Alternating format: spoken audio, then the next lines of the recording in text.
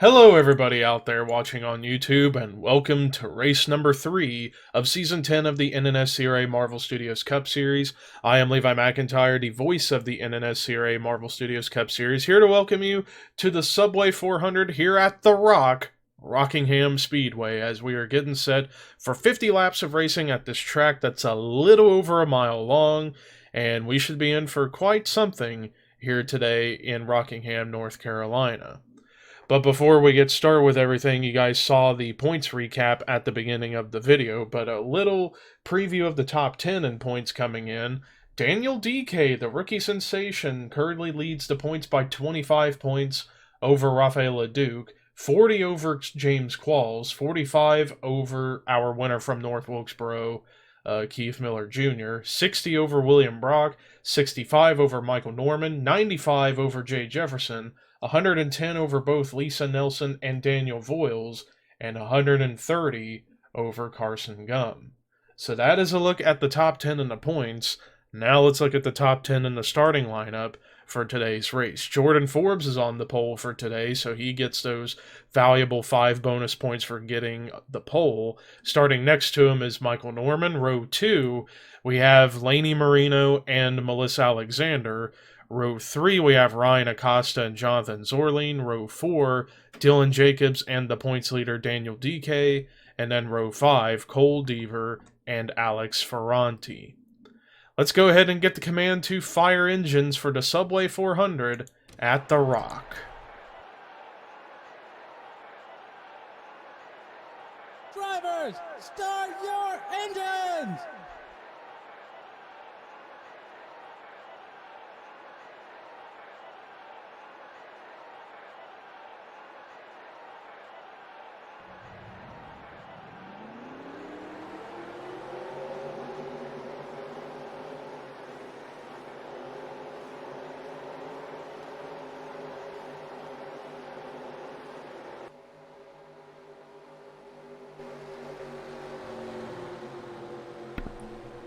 All 40 drivers now on the racetrack for their pace lap around here at The Rock.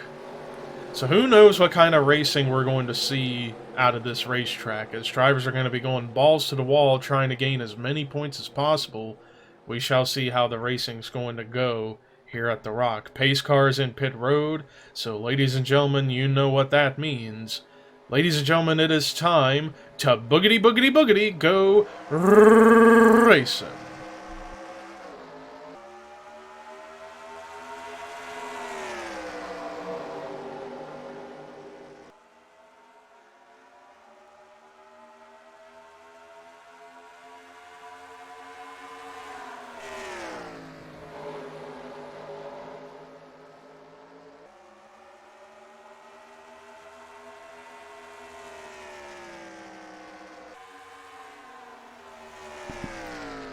Jordan Forbes getting yet another 5 bonus points for leading a single lap. So Jordan Forbes already off to a better start in this race than the first 2 races so far back in Daytona and North Wilkesboro. Jordan Forbes, who has struggled in those first 2 races, getting bottom 5 in the Daytona 500, and then not having that great of a run at North Wilkesboro, but today he's looking to get on track to get his first win of the season. And are we under caution? Yes, we are. Oh, multi-car accident. Keith Miller Jr., our winner from North Wilkesboro, but I think he's just stuck between the racetrack and the apron. Lauren Marino was involved in what this was, possibly. Same with Daniel Voiles and maybe even Caleb Kilburn. Oh, and Zachary Fitzwater, for the second race in a row, is going to have problems as he is damaged and destroyed. Jordan Lopez, who's making his first start of the season, he's damaged. Let's see if Fitzwater is still going to be able to continue or if he's just done for today. Let's see. He's going to try and continue. Same with Jordan Lopez. I was going to try and see, and I saw Rafael Leduc also had damage, and Leduc is second in points coming into the race today. So we had a multi-car accident to bring the caution out, but few cars electing to stay out here in the early going as Jordan Forbes still has the race lead. Let's take you to the restart. or not the restart, what am I saying? Let's take a look and see what brought the caution out for the first time today here at the Rock. Well, here's a look at how all this starts. So this is coming to take the lap number 3. This is off of turn 4. Rafael Leduc is all the way up on the outside line, but watch the 38 of Lauren Marino and the 12 of Zachary Fitzwater. Well, Leduc got the wall, comes down in the Fitzwater, down in the Marino, and then Marino and Leduc both go sideways through the grass trying to catch the cars. So far, we're still clean and green at this instant, but things are going to get wild when they both come back up into traffic, especially for Leduc, as the reason why we're staying with him right now, because he's going to be the culprit of all this. He's trying to catch his car, but can't get it under control. And he's going to come back in front of traffic into Jordan Lopez, Zachary Fitzwater. Dylan Young even gets a piece of it. And there you see Keith Miller Jr. getting his damage. Charles Sanford also gets involved. And then Riley Henry gets into the wall. So there were more cars involved than I initially thought. Lisa Nelson even with damage in that whole ordeal. Let's see how this happened. I'm going to assume, yeah, I was going to assume that was from the result of the 38 of Lauren Marino coming back across the racetrack herself. She's going to come up, clip the 26, the 6, and the 40. And Riley Henry just barely gets tapped by Lisa Nelson as she was going sideways. So the biggest multi-car accident we've had all season, about a good 11, 12, even maybe 13 cars involved in this whole thing. So we're going to have a lot of cars off pace and maybe even a few out of the race as a result of this mayhem that ensued off of turn 4. But with all that said, let's take you to the restart here at Rockingham. Well, no cars are out of the race, but we do have 3 cars a lap down, and they are Zachary Fitzwater, Jordan Lopez, and actually no, Keith Miller Jr. has just now put his car over the wall. So tough break for the man who had just won back at North Wilkesboro on Monday. But anyway, some pit strategy going on. Some cars elected to come in and pit, some elected to stay out. Jordan Forbes, who has led every lap so far, was one of those that decided to stay out. Second is Alex Ferranti, making his first career start. Third is Joey Parkhill. Fourth, Melissa Alexander. Fifth is Scott Groverston. Sixth is Michael Norman. Seventh, Laney Marino. Eighth, Ryan Acosta. Ninth, Cole Deaver. 10th is Dylan Jacobs. So this is going to be an interesting restart considering you got Lopez and Fitzwater who are damaged and are going to more than likely be off the pace, so we're going to have to keep an eye on this and see what happens. As the top 2 immediately gets away from the 9 and the 12. Everybody's trying to go to the outside to avoid those 2, and the inside lane is getting held up as a result of all this. So it looks like everybody back to Michael Norman currently is going to be able to get away from all that insanity. For now, at least. But back up here at the front, yeah, Jordan Forbes so far has led every single lap here at the start of the race, but right behind him, Alex Ferranti in the 5, and look at this, he was looking to go to the outside, going for a crossover move.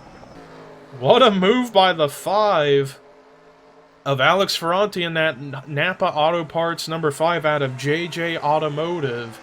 Teammates with his best friend Alex Hoover, who did not make the race this week. Same with Cody Lamas in the 48. So Ferranti was the only one from JJ Automotive that made the race today. And now he's in the lead, trying to be the first rookie this season to win a race.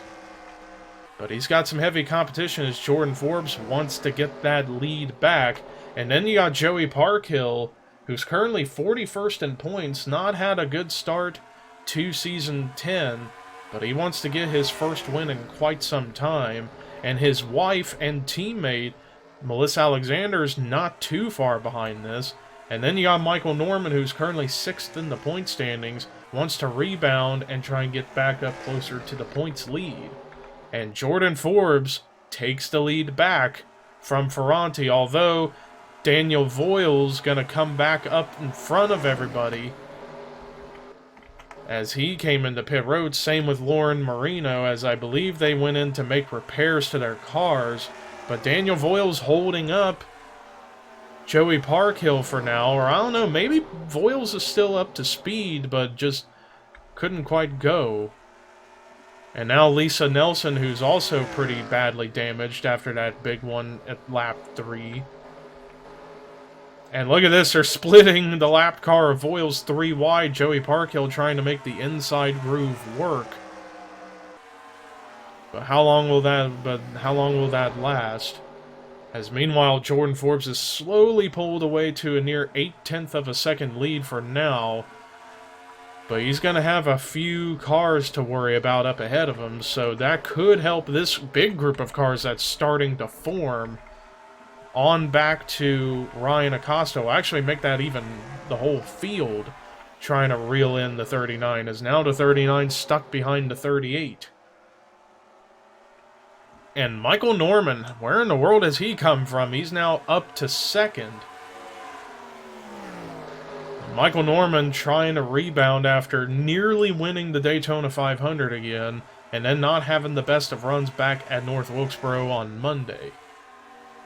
Margin of the lead right now, 3/4 of a second, so Michael Norman slowly but surely catching the 39 of Forbes, as Forbes might have to deal with one more slow car for now, and that's Lisa Nelson in the 6.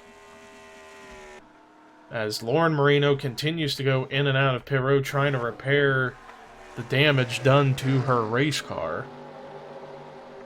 As everybody's been slowly catching the 39, they're starting to race each other, and look at that, Dylan Jacobs, Jordan Forbes' teammate out of the Shadow Cole Racing team, currently now in 2nd, making it 1-2 for SKRT.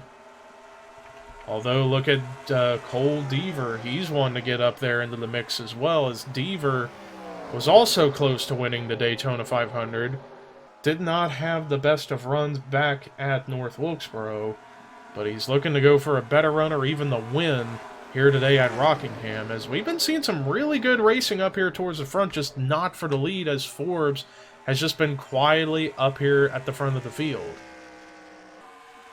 But he's continuing to run slower and slower as we go along, and Cole Deaver still trying to clear Dylan Jacobs. He finally clears the 41 for now, but now he's got Ryan Acosta. Oh, and he just left the bottom open for Acosta to make a move for 2nd.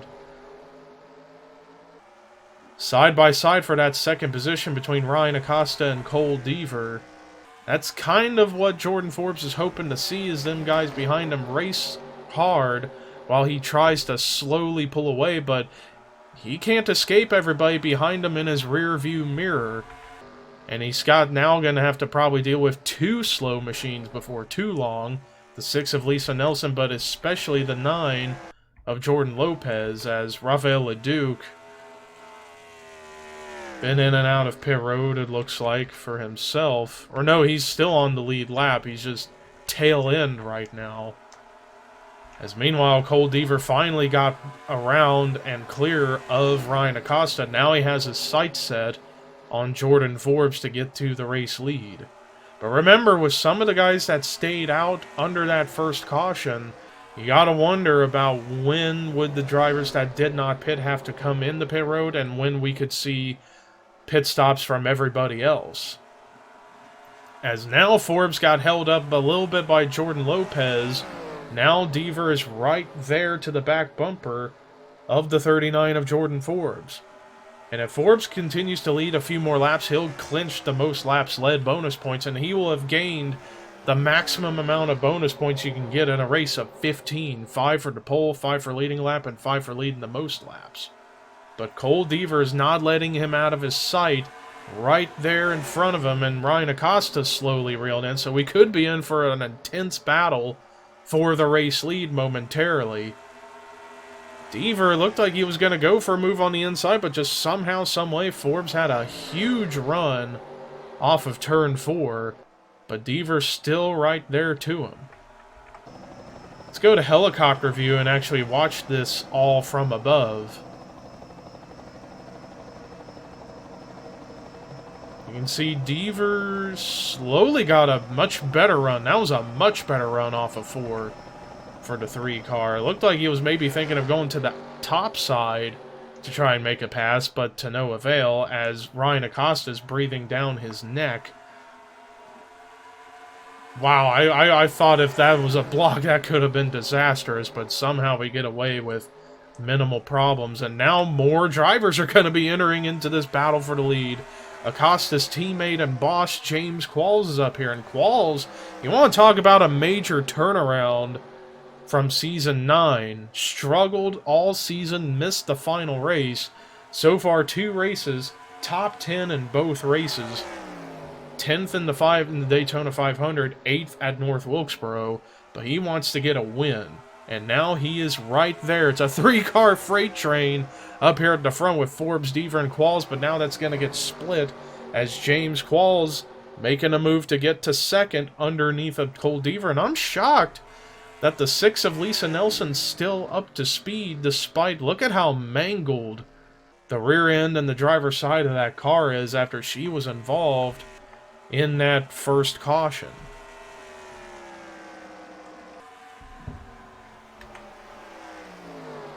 Forbes was faster than the 2 behind him, but Qualls is not letting go of that 39 in front of him. And now we're seeing new contenders come in. Jay Jefferson, another teammate out of Shadow Coal Racing of Jordan Forbes. He's now into the top 5. Patrick Smith, who missed the North Wilkesboro race on Monday, he made it into this race, currently running in a strong 5th place so far. And now, first lead change, or major lead change of the day, or actually I think, no, this is the 2nd lead change, as James Qualls now has the lead, as Jordan Forbes, I think he pushed it a bit too far, or he's going to start conserving a little bit, as James Qualls currently leads here at Rockingham, and Cole Deaver's still there, man. Cole Deaver has been quietly in the top 10 all day long. He's just still trying to find a way to get to that top spot on the racetrack. And Deaver comes into this race 25th in the point standings. Definitely wanting to get as many points as he possibly can to get higher in the ranks. No question about it. As he's right there to the back bumper of Qualls. It's just a matter of if he's one to go for a move right now or buy his time until later. But also keep in mind, we are awaiting pit stops at any moment, because the majority of the field came into pit road under that first caution back on lap 4, and I don't think they'd have enough gas to make it to the end. And whereas guys like Jordan Forbes, Alex Ferranti and company, they all stayed out. They've been out there on that same tank of fuel since the start of the race. So we are bound to have pit stops come out at any point. Or any pit stops to happen, I should say. So I'm looking throughout the field to keep an eye on things, and yes, still Keith Miller Jr. being the only car out of the race after that first caution. And Ryan Acosta, I think he used up everything he had as he slips back. He was up there in contention for the lead. Now he's back in the 6th spot, over 2 seconds behind the leader. As James Qualls and Cole Deaver, they've been running relatively even lap times amongst themselves. It's just a matter of Deaver wanting to go for a move. Or he probably just can't go for a move because Qualls keeps blocking every move he has under his belt. And then back here we could see a battle for 3rd ensue at any moment between teammates. Jordan Forbes, who has dominated this race and I believe has already clinched most laps led in this race, so he will get the maximum bonus points you can get of 15 today, as he's got his teammate Jay Jefferson right behind him. So we actually may have 2 battles happen at any moment up here in the top 4. The battle for the lead and a battle for 3rd.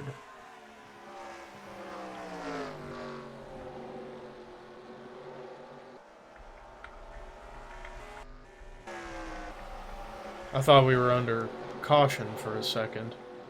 I thought I saw the yellow lights come on, but I guess I was seeing stuff. Like I always seem to do. Anyways, Jay Jefferson actually has made the pass on Jordan Forbes, and Cole Deaver tried to go on the outside. Oh, he turns James Qualls! Holy cow! What a dramatic turn of events! Deaver turned Qualls! The top 2 have taken each other out! Caution immediately out, and that will give the lead to Jay Jefferson as a result. A harsh bump going into turn 1. Deaver put the bumper to the 70 of Qualls and ends up taking both guys out. Qualls looks like he's still going to be just barely on the outside of the top 10, but still. That is probably one of the biggest controversial moments I've seen in the history of this series. But now we're going to see if everybody's going to come into pit road or not. I figured they'd have to. Yes, they are. Looks like it's going to be everybody except for Daniel Voiles, but he's a lap down. So we're going to switch over to... I'm going to switch to pit lane 2 to keep an eye out for who all is coming in and who all is staying out. Charles Sanford going to stay out. Oh, but he's a lap down as well. So, no, everybody is coming into pit road. So we're going to keep an eye on all this and see who's going to come out ahead. And is Scott Groverston a lap down? I guess some cars had already started the pit when that caution was before that caution came out. And Patrick Smith is actually going to get out ahead. Then Jefferson, then Matt McIntyre, and then Dylan Jacobs. So that is going to be your top 5 when we get back to racing. Patrick Smith with a savvy pit call to get out in front of everybody. And now we should be seeing those tail end or lap down cars coming into pit road. Although Caleb Kilburn, there's a few cars staying out, but I think Kilburn and company are tail end of the lead laps. So Patrick Smith should have the race lead now, as we're going to see here across the line for scoring. And indeed, it is Patrick Smith in the lead, but we're going to take a look and see what brought the caution out for the second time today here at The Rock. So here's the preview of everything that transpired to bring that caution out. So this 1-2 battle between James Qualls and Cole Deaver had been going on for about a good 10 or so, or about 6-7 laps. Cole Deaver was just frustrated with himself as he was trying to figure out what did he have to do to make a pass on James Qualls, and he's attempting to go to the outside line on the front straightaway to try and get a little bit of clean air on the front end of his nose to get that extra boost in speed. But Qualls just had a much better run off the corner than Deaver. And so Deaver tries to get back in line behind the 70, but just was not quite clear, and instead of backing off, instead Deaver just pushes, keeps leaning, and keeps leaning until he finally dumps James Qualls, and then Qualls comes back up, collects Deaver, who takes a pretty good lick both sides into the wall, into the driver's side from the rear end of the 70, but Qualls' car doesn't look so bad. Deaver is going to be the questionable one, as he got damage on both sides of his car and went into the outside wall pretty hard.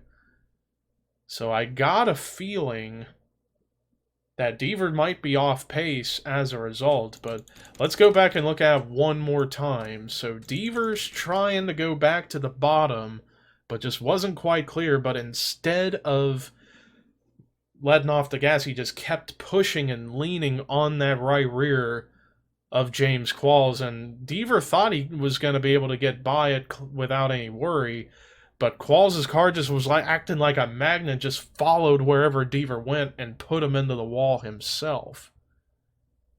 So we could have a rivalry on our hands between Cole Deaver and James Qualls. Two good friends might be enemies now as a result. But with all that said, let's take you to the restart here at Rockingham. Well, we didn't make it in time to do the top 10 rundown as I was a little bit too late, but it's going to be 9 laps to go here at the line. Patrick Smith leads over the teammates from Shadowcole Racing of Jay Jefferson and Jordan Forbes, followed by Matt McIntyre and Dylan Jacobs. And Matt McIntyre did not get a great restart. Went up to the top side and it cost him, as he's now going to be forced up to the outside, as meanwhile 3 Shadowcole Racing drivers trying to go by, and Jay Jefferson makes the move on Patrick Smith and takes the spot. Dylan Jacobs now into the second spot, as they actually got a lot of traffic ahead of the leader. So this is going to really shake up the finish, possibly. And Patrick Smith continues to fall back as he just slapped the wall off of turn 2 there. As meanwhile, Dylan Jacobs, he's looking to perhaps go for his first win of the season, as he's been kind of in a repeat slump of what happened in Season 9, struggling early on. But right now having a good run going in second, right behind teammate and good friend Jay Jefferson. But he wants more than that. He wants to win. But he needs to get around the lap car of Caleb Kilburn first before he can make that happen. And Jay Jefferson slowly pulling away from the 41 of Jacobs. But Jefferson's got 2 cars right there. His teammate got Scott Groverston and Charles Sanford, who are tail-end lead lap cars. Now Groverston's gone a lap down, and now Charles Sanford is probably going to go a lap down. I don't know, are actually Charles fighting strong on the outside line? So this could help the 41 if he can get around the 42 of Scott Groverston, but hopefully we'll see some cooperation with the Shadowcole Racing drivers, as there's 3 of them right there in line, 1, 2, and 3, even though Groverston's a lap down. And when we cross the line, it's going to be 4 laps to go for Jay Jefferson, who moved up to 7th in points after North Wilkesboro, after he had a great top 10 finish, I should say. And all he's got to do is just hope that his teammate of Dylan Jacobs does not make a move past those 2 lapped cars, and he should be good to go.